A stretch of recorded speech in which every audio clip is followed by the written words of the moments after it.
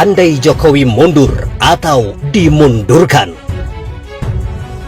Ditulis oleh M. Rizal Fadillah, Gelora.co.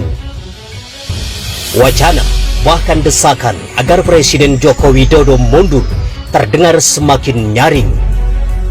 Opsi beratnya adalah dimundurkan. Tentu semua dalam kerangka konstitusi, bukan makar atau kudeta. Baik presiden mundur ataupun dimundurkan memiliki akar sejarah dalam ketatanegaraan kita. Soekarno dan Soeharto mundur, sementara Gus Dur dimundurkan. Nah, kita mulai dengan Jokowi yang memilih untuk mengundurkan diri karena tidak mampu lagi untuk memimpin pemerintahan. Akibat pula dari kepercayaan rakyat yang hilang. Jika mundur sukarela dengan meminta maaf secara serius, mungkin tidak membawa konsekuensi hukum. Rakyat rela atau terpaksa memaafkan. Menurut pasal 8 ayat 1 Undang-Undang Dasar 1945, kedudukan presiden yang mundur akan digantikan oleh wakil presiden. Haji Ma'ruf Amin menjadi presiden. Ayat 2 mengatur bahwa selambatnya 2 bulan setelahnya, MPR memilih wakil presiden dari 2 calon yang diajukan presiden. Di sini tentu terjadi lobby, kesepakatan, dan mungkin tekanan politik. Melihat kemampuan wakil presiden, the king of silence, bukan hal mustahil wakil presiden mundur berbarengan dengan presiden karena solidaritas dan merasa senasib sepenanggungan. Berlakulah pasal 8 ayat 3, Menlu, Mendagri, dan Menhan mengisi kekosongan hingga 30 hari ke depan. MPR melakukan pemilihan presiden dan wakil presiden. Andai Presiden Jokowi tidak mundur, tetapi dimundurkan atas dasar tekanan politik rakyat, maka akan berat bagi Jokowi untuk menanggung konsekuensi politik dan hukumnya. Pertama, ketika 2 menteri telah melakukan korupsi, maka wajar ada dugaan bahwa dana mengalir kemana-mana. Upeti keatasan pun patut dicurigai. Korupsi tersendiri atas berbagai kondisi juga sangat mungkin. Ada bongkar-bongkaran rekening gendut mantan presiden, baik di dalam maupun di luar negeri. Tuduhan korupsi bakal menanti. Kedua, kasus pelanggaran HAM mesti diusut dan diminta pertanggungjawaban Jokowi.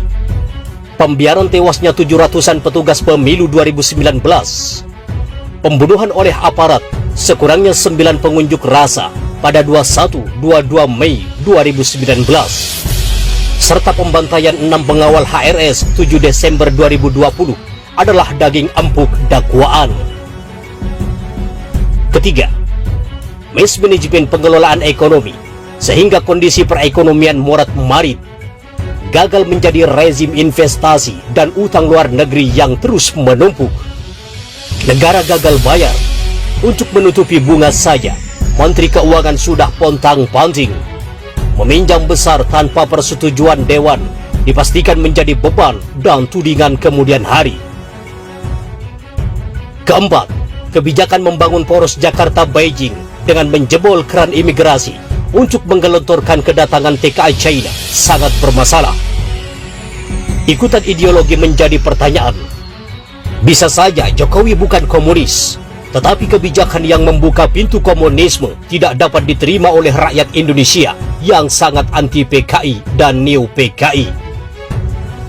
Kelima, memperalat pandemi COVID-19 untuk membungkam demokrasi dan membangun oligarki, korporatokrasi, dan kleptokrasi.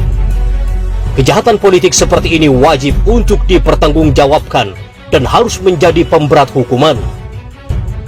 Aparat telah dikerahkan untuk memenuhi hasrat kekuasaan dengan menunggangi pandemi, bukan sebaliknya, menanggulangi.